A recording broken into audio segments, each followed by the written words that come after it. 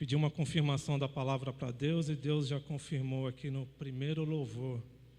Deus é bom. 1 Coríntios capítulo 15.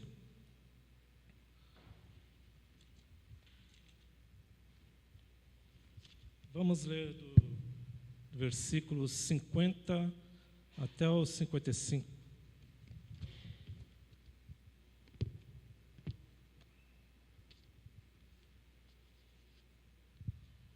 Primeira Coríntios 15, capítulo 50, né? Com isto quero dizer, irmãos, que a carne e o sangue não podem herdar o reino de Deus, nem a corrupção herdar a incorrupção. Eis que vou-lhes revelar um mistério. Nem todos dormiremos, mas todos seremos transformados. No momento, num abrir e fechar de olhos, ao ressoar da última trombeta, a trombeta soará, os mortos ressuscitarão incorruptíveis, e nós seremos transformados, porque é necessário que este corpo corruptível se revista de incorruptibilidade e que o corpo mortal se revista de imortalidade.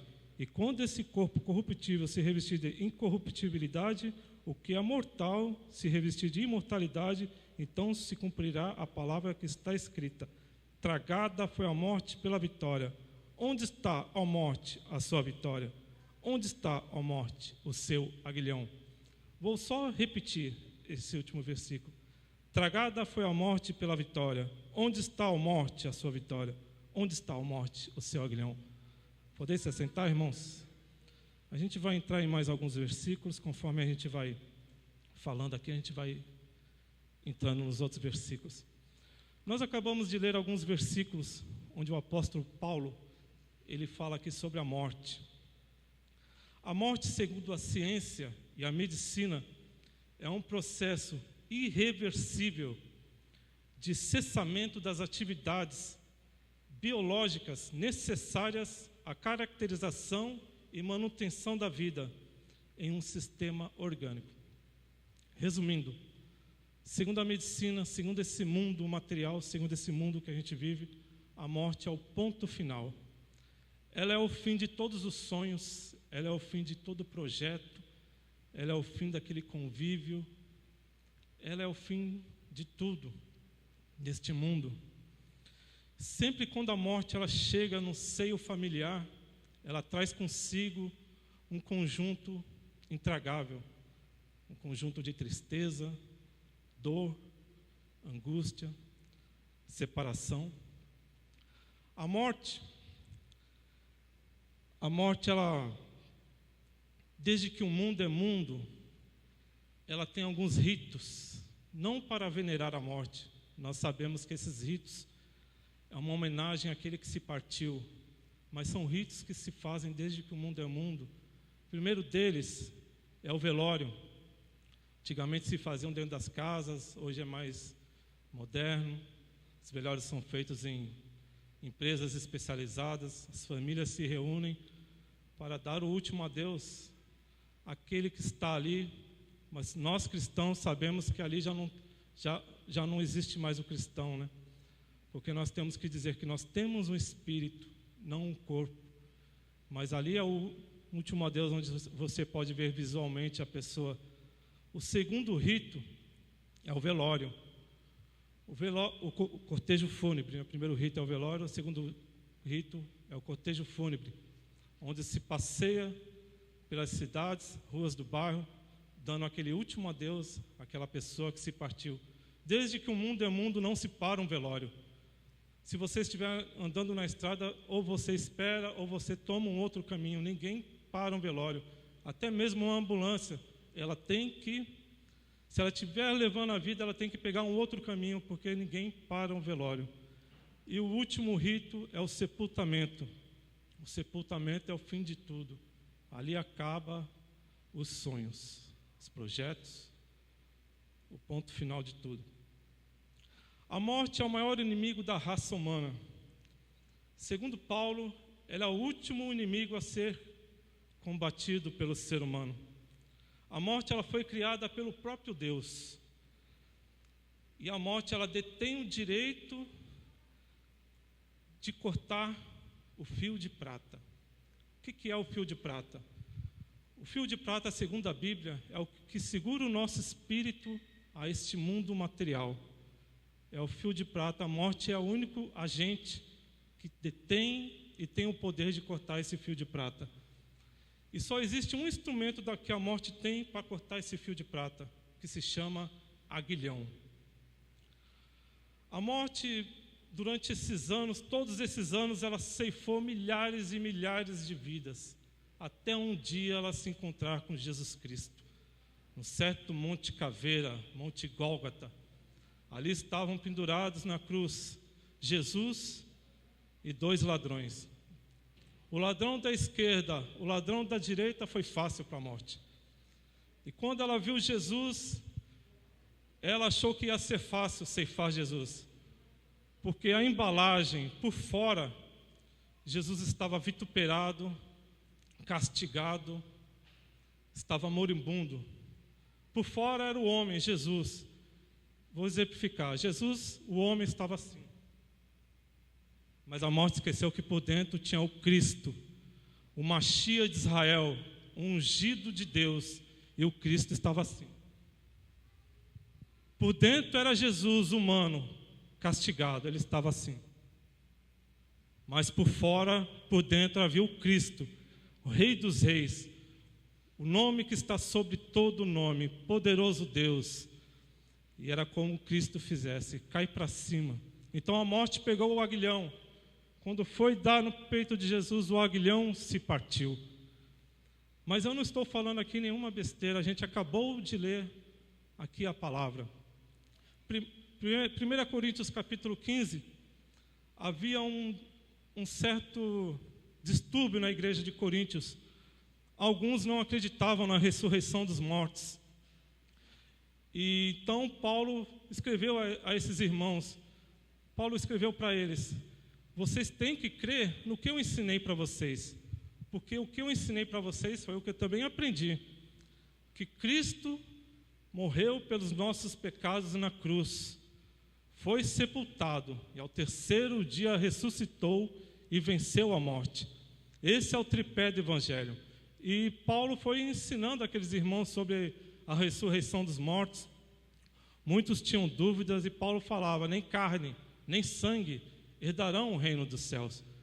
E eles perguntavam: em que corpo então nós ressuscitaremos?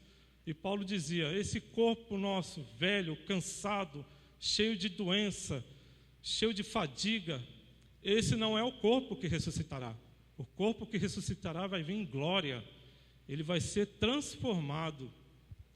E Paulo falava: é preciso que a semente morra para que cresça a árvore. É preciso que nós morramos para ressuscitarmos em glória. Paulo estava dando essa lição para os irmãos sobre a imortalidade, sobre o que vai acontecer com a gente. Mas, de repente, no capítulo 50, entre 55, Paulo muda, de repente, de pregação. Ele vem falando da transformação do corpo, e Paulo fala que ele respira ares de morte. Ele fala que na igreja de Éfeso ele enfrentou feras.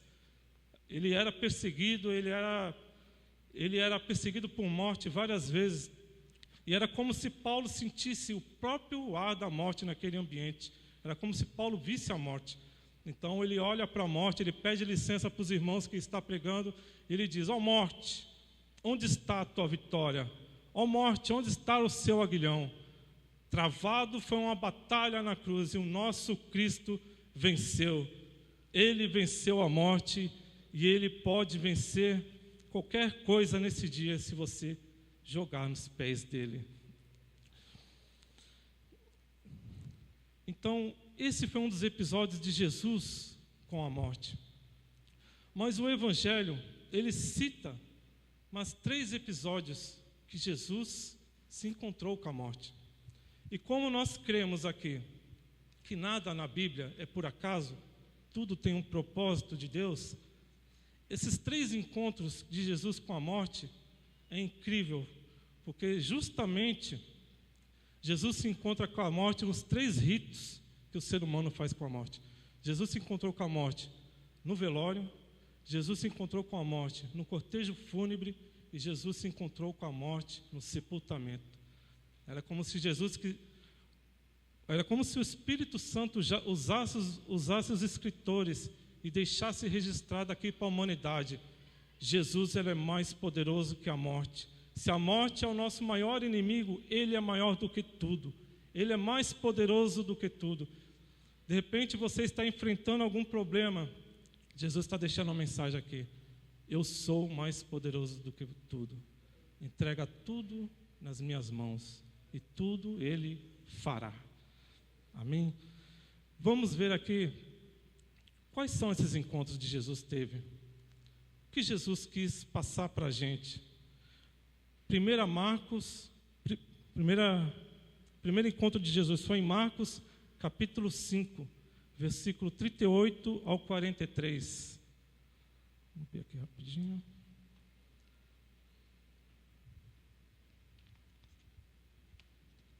Marcos 5, 38 ao 43.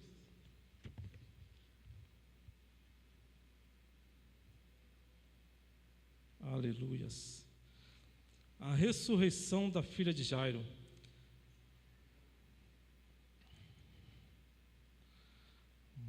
Chegando à casa do chefe da sinagoga, Jesus viu o alvoroço e os que choravam e os que pranteavam muito.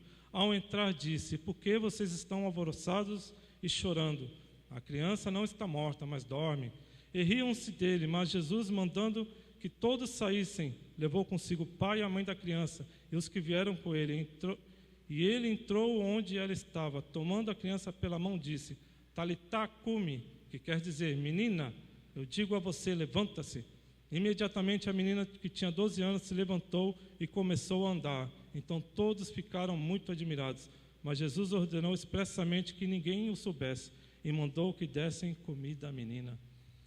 Era um velório, a história todos já conhecemos. Jairo, chefe da sinagoga, procura Jesus, pede que Jesus vá à casa dele, impor as mãos sobre a menina que está com uma doença mortal. Ao longo do caminho, alguns da casa de Jairo vieram os mensageiros dar uma notícia para Jairo: não incomodas mais o mestre, pois a sua filha já morreu. E Jesus lança uma palavra para Jairo: não temas, crê somente. E quando Jesus chega na casa de Jairo, a morte já estava na casa de Jairo. A menina já estava morta e já estavam fazendo o velório da menina. E riam dele, porque Jesus diz: a menina dorme. E quem não acredita em Jesus não recebe o milagre. Jesus tirou da sala todos aqueles que riram. Jesus mandou que ficasse somente aqueles que importavam para o contexto, o pai e a mãe da menina, e pediu para que Pedro, Tiago e João ficassem na sala. A Bíblia vai dizer aqui que Jesus diz: Talitá cumi. A própria Bíblia vai dar a tradução, que é: menina, levanta-te. Mas alguns historiadores vão falar aqui que Jesus estava falando do talit. O talit é aquele manto que o judeu põe na cabeça, se cobre e vai fazer a sua oração. Jesus estava dando uma lição ali aos discípulos e para nós, que quando Jesus ia às madrugadas no monte, levava seu talit e orava, Jesus estava dizendo aos discípulos: e a morte, as dificuldades, tudo que nos atrapalha, só obedece quem ora. E Jesus estava dando uma palavra ali à morte: morte, eu passei uma madrugada numa audiência com meu pai, eu tenho poder sobre você, morte. Então ele disse para a menina: menina, levanta-te. E a menina se levantou, para a glória de Deus. E para que não houvesse dúvidas, para que alguém achasse que aquela menina ali era um fantasma, uma ilusão, Jesus disse: dá comida para a menina, para ela comer, para não ter dúvidas que ele ressuscitou a menina. Então, o que eu quero dizer aqui de Deus para a igreja: se chegou algum problema na tua casa, alguma adversidade, essa adversidade ainda está na sua casa, uma notícia ruim, um desemprego, é o velório que está na sua casa. Jesus, ele é capaz de parar o velório. Jesus, ele é capaz de parar o velório antes de sair da sua casa. Mas você pode dizer para mim essa palavra não serve, porque já chegou a notícia ruim em casa, a notícia da doença já chegou, o desemprego, e já está tomando as ruas. A notícia ruim já está tomando as ruas. Será que Jesus então pode parar o cortejo fúnebre? Livro de Lucas, capítulo 7, 11 ao 17. Capítulo 7, 11 ao 17. A ressurreição do filho de uma viúva.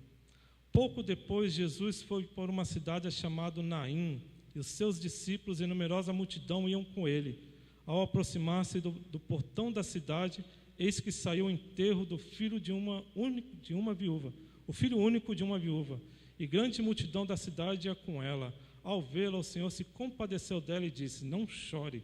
Chegando-se, tocou no caixão ou no esquife, e os que estavam carregando pararam. Então Jesus disse: jovem, eu ordeno a você, levanta-se. E o que estava morto sentou-se e passou a falar. E Jesus o restituiu à sua mãe. Todos ficaram possuídos de temor e glorificavam a Deus, dizendo: grande profeta se levantou entre nós. Deus visitou o seu povo. Uma história bem conhecida aqui do filho da viúva de Naim, né? A palavra vai dizer que Jesus vai com a sua caravana atravessar a cidade. E esse cortejo está saindo da cidade de Naim para fora da cidade, porque eles não tinham o costume de fazer os enterros, sepultamentos dentro da cidade. Era preciso fazer fora da cidade. E as duas caravanas se encontram no portão da cidade. De um lado vem a caravana da vida. Jesus, os discípulos, todos que seguiam os discípulos, de repente vinham cantando louvores, Hosana nas alturas, e do outro lado vinha a caravana da morte. Como a Bíblia diz, pessoas chorando, pranteando, aquele menino que tinha falecido. A caravana da vida se encontra com a caravana da morte. E como é de costume, a caravana da vida dá passagem para a caravana da morte passar. Só que alguma coisa extraordinária aconteceu aqui. É a primeira vez na história que alguém parou um cortejo. E só para um cortejo quem tem poder de fazer o milagre. De repente eles olham, o cortejo para. Eles olham para ver onde está Jesus. Jesus está parado na frente do cortejo. Ele anda pela multidão. O impressionante aqui é que Jesus não vai falar com ninguém. Ele não fala com os sacerdotes, segundo alguns historiadores, os sacerdotes eles iam bem à frente do caixão, eles não podiam ficar perto, porque eles diziam que podiam ficar impuros perto daquele corpo morto. Então eles iam a uma distância de 5, 10 metros do caixão. Jesus passou por todo mundo, passou pelo defunto e se dirigiu à mãe. A palavra vai dizer aqui que quando Jesus viu a mãe, ela é de uma palavra originária do grego, que significa ver com o espírito. Jesus olha para aquela mulher e faz uma autoanálise dela, espiritualmente. Porque aquela mulher ela já era a segunda vez que ela estava fazendo aquele trajeto, porque a palavra vai dizer que ela era uma viúva. Então ela já tinha enterrado o seu próprio marido, só tinha restado seu único filho. E agora a vida é implacável com aquela mulher. Ela enterra o marido e agora enterra seu único filho. O que vai ser daquela mulher? E Jesus lança uma palavra para ela: não chores. Será que Jesus estava sendo insensato com aquela mulher? Por tudo que ela perdeu, ainda mandar ela parar de chorar? Só manda parar de chorar quem tem poder de resolver a situação daquela mulher. Então Jesus tinha esse poder. Quando Jesus diz não chores, ele pega a mão dele e toca no esquife. Muitos ali podem ter gritado imundo, porque os sacerdotes nem andavam perto do caixão para não ser imundo. Mas Jesus, para quebrar a regra, ele põe a mão no esquife. E Jesus estava dando uma lição para todo mundo ali e estava dando uma lição para nós. O que está imundo, caído, derrotado, não pode me sujar. Mas eu posso levantar, eu posso curar, eu posso libertar, eu posso dar a vida. E Jesus põe a mão no esquife. Algumas tradições dizem que aquele menino, geralmente, como não sabiam a morte dele, se fazia uma espécie de autópsia nele. Retiravam todos os órgãos internos para lançar sorte, para saber de que morte aquele menino tinha falecido. Então, provavelmente ali tinha um menino sem órgãos, todo costurado, cheio de especiarias dentro, e já morto há alguns dias. Mas quando Jesus ele põe a mão, a palavra diz que o menino levanta automaticamente. Então quer dizer que ali houve milhares e milhares de milagres no milésimo de segundo.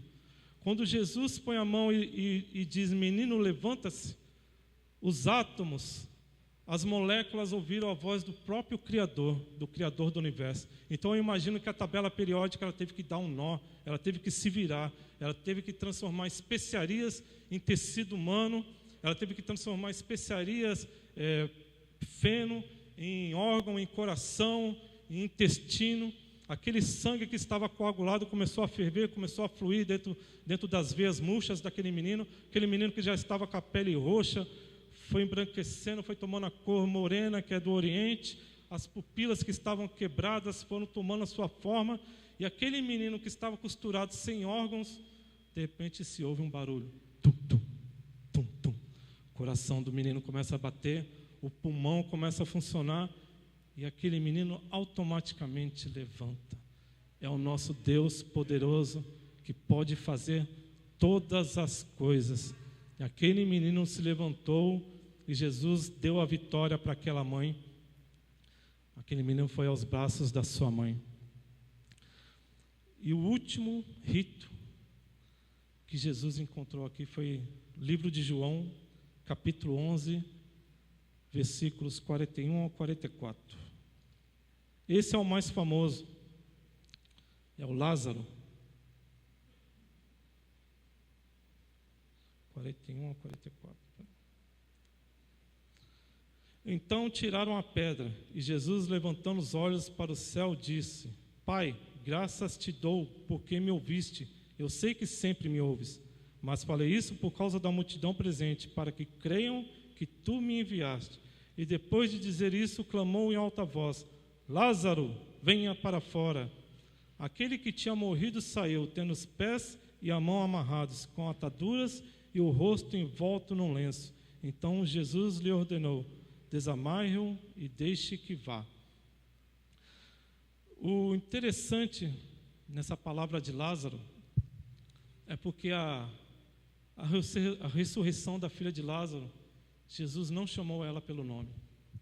O filho da viúva de Naim, Jesus não chamou pelo nome. Mas Lázaro ele chama pelo nome. Será porque era amigo de Jesus? Pode ser. Mas se você ler a palavra, todo mundo trata Lázaro já como morto. Ele está enterrado, ele está sepultado, já cheira mal. A própria família já está tratando Lázaro como morto. Mas Jesus em nenhum momento trata Lázaro como morto, ele trata como um vivo. Ele trata Lázaro como se uma pessoa estivesse viva. Onde está ele? Onde sepultaram ele? Onde está Lázaro? Eu quero dizer aqui que para muitos você está perdido. Para muitas pessoas já encerraram os seus planos, já estão tratando você como Lázaro. Acabaram com seus planos, seus projetos. Para muitas pessoas você não vale nada, mas para Deus hoje Ele vai te chamar pelo nome. Deus hoje Ele vai ressuscitar os seus sonhos engavetados. Então Jesus diz: Lázaro, sai para fora. Lázaro, como estava todo enrolado como uma múmia, eu não sei se ele saiu levitando, eu não sei se ele saiu pulando, mas a morte teve que obedecer à voz do seu Criador. Pode se colocar em pé, igreja? Depois dessa palavra, eu não sei se você está passando por alguma situação e qual estágio que ela está. Se de repente você recebeu uma notícia ruim dentro da sua casa, se essa notícia já espalhou, ou se você acha que o que está te afligindo já é um ponto final, não tem mais jeito. Mas hoje eu quero dizer que Jesus ele pode interromper em qualquer estágio que ela estiver. Ele pode chegar na sua casa hoje, se você crer. Ele pode chegar no seu trabalho, no seu ministério. De repente você veio de um outro ministério, rejeitaram você, tiraram você do seu ministério. Hoje Jesus ressuscita sonhos. Hoje Jesus ressuscita projetos engavetados. É só você crer que Jesus é poderoso. Ele pode fazer um grande milagre, se você crer na palavra dele. Nós vamos cantar um louvor aqui. Se você sentiu no coração essa palavra e quiser vir receber uma oração do pastor aqui na frente, pode vir aqui na frente. Vamos cantar um louvor, vamos orar e vamos abençoados para a nossa casa. Se você necessita de uma intervenção de Deus em qualquer área da sua vida, vem aqui para frente. Vamos fazer uma oração. Não importa em que área da sua vida. Hoje Ele ressuscita sonhos.